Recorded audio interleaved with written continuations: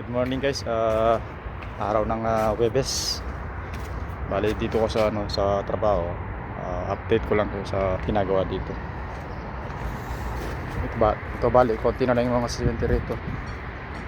Nasa 40 plus na lang yung semento.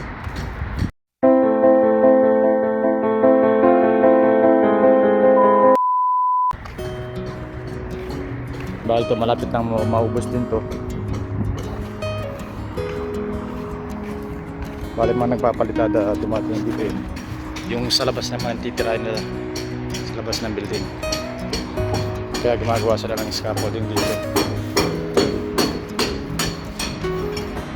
Ayun sila.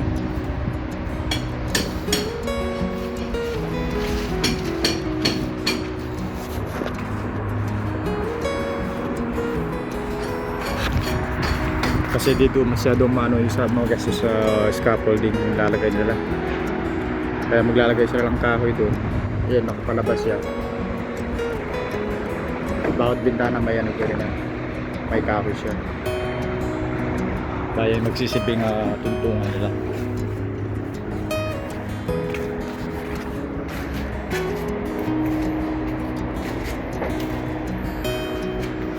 Balto kagabi nakapaglagay sila ng piping sa kuryente. Pero hindi pa nalagyan ng clips. Dapat lagyan ng clips to. Magtatrabaho magpapalitada. Sabog-sabog yung mga pipe nito. Masisira lang. Careless din yung electrician namin. Hindi siya marunong wala siyang pakit. Matapos yung oras niya hindi niya sinisip yung trabaho. Bagkos dapat ginagawa niya, naglagay siya ng isang kwarto, maglagay ng clamp dito sa dalawa, tatlo para hindi ganyan-ganyan yung hindi nakahambala sa trabaho ng iba.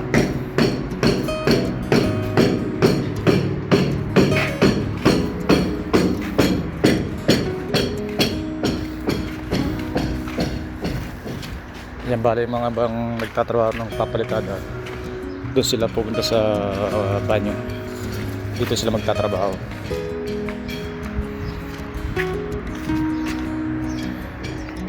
Bali ito, sasabuyan muna ng simento.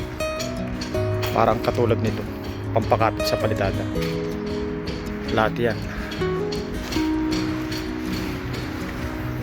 Pati dito. Bali natitira ng palitada dito sa isang kwarto.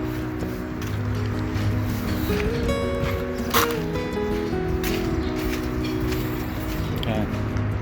Isang side na lang itong maikli na ito. Pero dito okay na. Dito lang kukunti niya pagkatapos niya.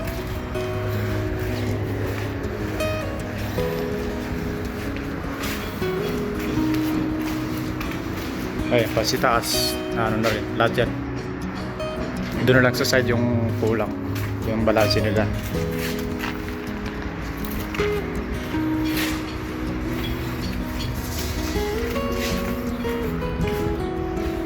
Yan yung banda dun sa yung continuation ng decor nito dun sa banyo area.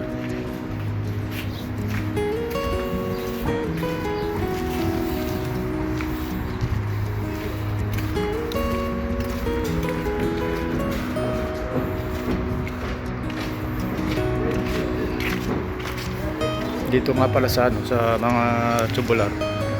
Katapos na nila rito kahapon. Itong 5 kwarto. Nailagyan na lahat ng mga tubular. Kaso nga lang dito hindi siya nagpantay doon sa buhos. Dahil hindi siya perfect na level.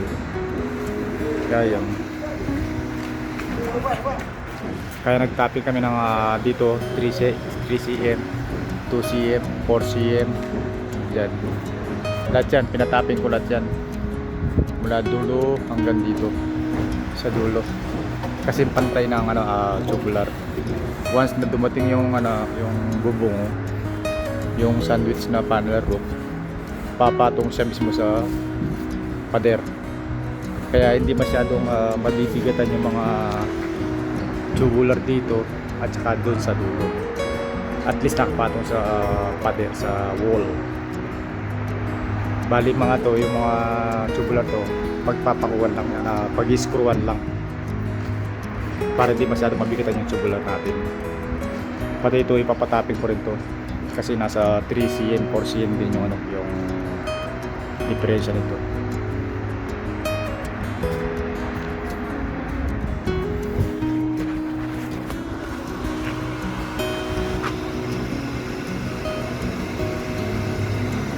Bali at sa Sabado ito yung i-continue na ito yung mga dugtungan nito. Bali dito maglalagay ako ng I-beam dito. Kung wala mang I-beam na tubular bed siya para may konting pampakapit lang ngayon kasi ito more than mula dito sa pader hanggang doon 6 meter mahigit, nasa 620, kaya obligado maglagay ng pahalang dito para magbitbit, tapos lapalagyan ko ng poste, isa, dalawa, tatlo, kasi itong tangke na to sa totoo lang guys, may init pag halimbawa ito summer time talaga, maliligo ka sa gabi, umaga, hapon, mainit yung tubig. Kaya pag tinakpan namin to, binubuang, nakabubong na to, medyo okay na sa amin yung hindi masyado mainit yung tubig, at least nakabubong siya.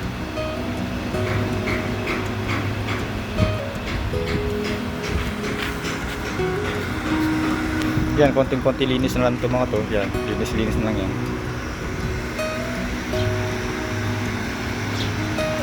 Once na matapos sila magbubong, doon ko muna papa-start yung paglilinis ng mga tangke. Pati mga to, yung mga excess na semento, yung mga mortar na yan, yung pag pinagano ng palitada, palinis natin yan para maganda tignan. Tapos yung waterproof na rin.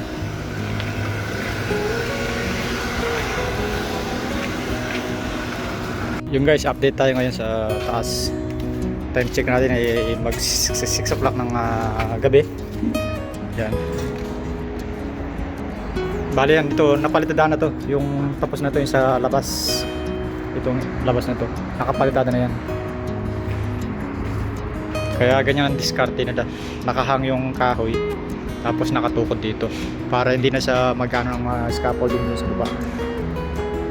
Buti na lang nalagay ko mga bakal nito, mga tubular. Laking tulong nito para sa kanila.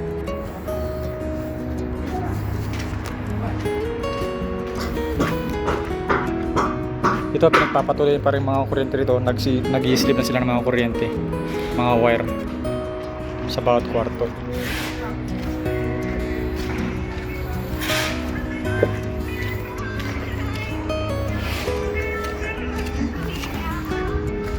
Mas maganda na mahatak na lahat ng mga kuryente bago kami mag-topping ng semento rito.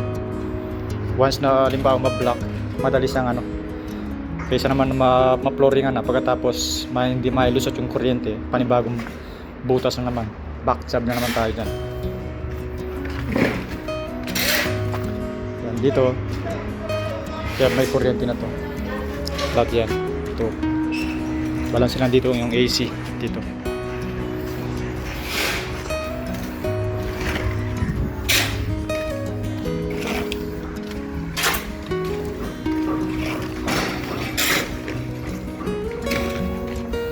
Bali bukas to, ito tutubigan ko ito bukas na maaga, alas 6 o kaya alas 7 para di mainit. Alas 6 siguro.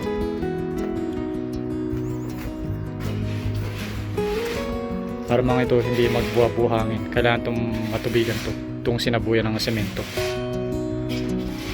Once na malagyan ng tubig to, titigas. Ayun, tignan nyo guys, ako na siya, pulbos powder lang pag kinanong.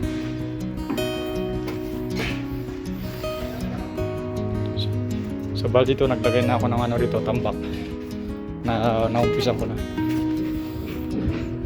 Ito sa Sabado, ito palalagyan ko ng tukod to, semento, hindi buhangin lang.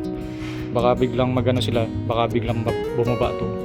Kailangan may tukod siya na naka semento bawat bawat tubo rito. Isa, dalawa. Pati rito sa ano. Ito baka mabali to eh. Itong 2 inch na to. So paano guys, ito muna yung update natin ngayon sa araw na ng Webes. Mas salamat.